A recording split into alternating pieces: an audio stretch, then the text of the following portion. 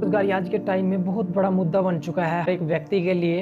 हर किसी के मन में एक चीज़ चलती है कि 12th करते ही कि उसको कहीं ना कहीं पे अच्छी जॉब मिल जाए या वो एक अच्छा खुद का बिजनेस खड़ा कर पाए। तो उस चीज़ के लिए आपको स्कूल टाइम में सिर्फ और सिर्फ ये 5 चीज़ें करनी है, इनके अलावा कुछ नहीं करना आपको। तो आप आफ्टर 12th आप कहीं पर भी जॉब करने के लिए भी और बिजनेस को स्टार्टअप करने के लिए भी आप एलिजिबल हो जाओगे। तो चलिए आज जानते हैं उन 5 चीज़ों के बारे में।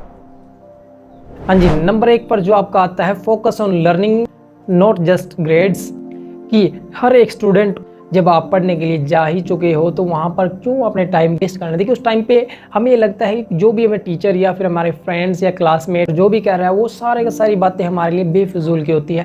हमें उन चीज़ों में उस टाइम पे कोई इंटरेस्ट नहीं होता। लेकिन जब आफ्टर 12th आप कहीं पर भी जॉब करने के लिए जाते हैं या फिर अपने बिजनेस को स्टार्टअप करने की सोचते हैं तो उसमें आपका लॉस ही लॉस आपको नज़र आएगा। वो क्यों आएगा? क्योंकि देखिए हर एक चीज़ के लिए जो आपकी मार्केट स्ट्रेटजी होती है या फिर किसी भी जॉब के लिए जो आप बेसिक स्किल्स होती है वो आप सीख नहीं पाते। क्यों नहीं पाते? क्योंकि आपको उस टाइम पे वो चीज़ें बेकार लगती है और आप उनमें ध्यान नहीं देते। जब आप पढ़ने के लिए जा ही चुके हो, आपने अपने टाइम को उसमें स्कूल में दे ही दिया है, तो क्यों ना वहाँ पे कुछ ना कुछ सीख भी लिया जाए।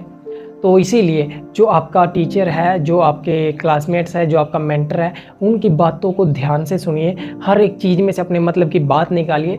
तो ये चीज़ आपके लिए फ्यूचर में बहुत ज़्यादा बेनिफिशियल रहेगी।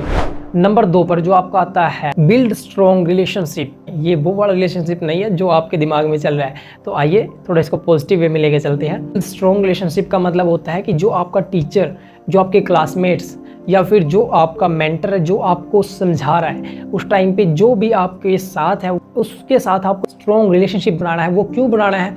क्योंकि देखिए जब आपका रिलेशनशिप उनके साथ स्ट्रॉन्ग होगा, उनको समझने में आपको आसानी होगी और उनको आपको समझाने में आसानी होगी। तो आपकी अंडरस्टैंडिंग होगी चीज़ों की, जो आपके कंटेंट्स की या जो आपकी फ्यूचर की या फिर जो आपकी किसी भी चीज़ से रिलेटेड जो आप एक बाउंडेशन बनाना चाहते हैं तो वो आपकी बहुत ही ज़्यादा स्ट्रॉन्ग रहेगी। या आप उनसे कोई भी गाइडेंस ले सकते हो या वो आपसे ले सकते हैं या आप उनसे ले सकते हो। और जब भी आपको ज़रूरत पड़ेगी लाइफ के अंदर वो आपकी सपोर्ट में खड़े होंगे, आपकी हेल्प करेंगे। नंबर 3 पर जो आपका आता है join extra curricular activities. Join extra curricular activities का मतलब होता है कि आपको स्टडी के साथ साथ जो आपकी एक्स्ट्रा एक्टिविटीज़ होती है उनमें भी आपको टाइम देना चाहिए। जैसे आपकी कोई भी स्पोर्ट्स से रिलेटेड होगी या कल्चरल एक्टिविटी होगी या फिर जो आपकी ये जो NSS के पीएन्स होते हैं, कैंपिंग्स होते हैं, उनमें आपको बढ़ चढ़कर पार्टिसिपेट करना चाहिए। वो क्यों करना चाहिए? उससे आप देखिए कई बच्चे होते हैं जिनको स्टडी में इंटरेस्ट नहीं होता, जिनको बिजनेस में इंटरेस्ट होता है, जिनको एक कंपनी क्रिएट करने का फ्यूचर होता है या फिर आपको एक रोबोटिक्स में किसी भी सेक्टर में आप जाना चाहते हो तो वहाँ पर आपकी जो ये एक्स्ट्रा करिकुलर एक्टिविटीज़ होती है वो आपकी बहुत ज़्यादा बेनिफिशियल रहेगी। कैसे रहेगी? वो आपके अंदर एक पॉजिटिविटी को क्रिएट कर देगी, आपके कॉन्फिडेंस लेवल को बिल्डअप कर देगी और आपको एक लीडरशिप के लिए तैयार कर देगी। और उसके साथ साथ जो सबसे इम्पोर्टेंट होता है टीम वर्क की स्किल आपके अंदर क्रिएट होगी। ये आपके बिजनेस में, आपकी कंपनी में, आपकी जॉब के लिए, आपके फील्ड वर्क के लिए, आपकी हर चीज़ में हेल्प करेगी ये। तो इसीलिए आपको जो एक्स्ट्रा करिकुलर एक्टिविटीज़ होती है उनमें आपको ज़्यादा से ज़्यादा पार्टिसिपेट करना चाहिए।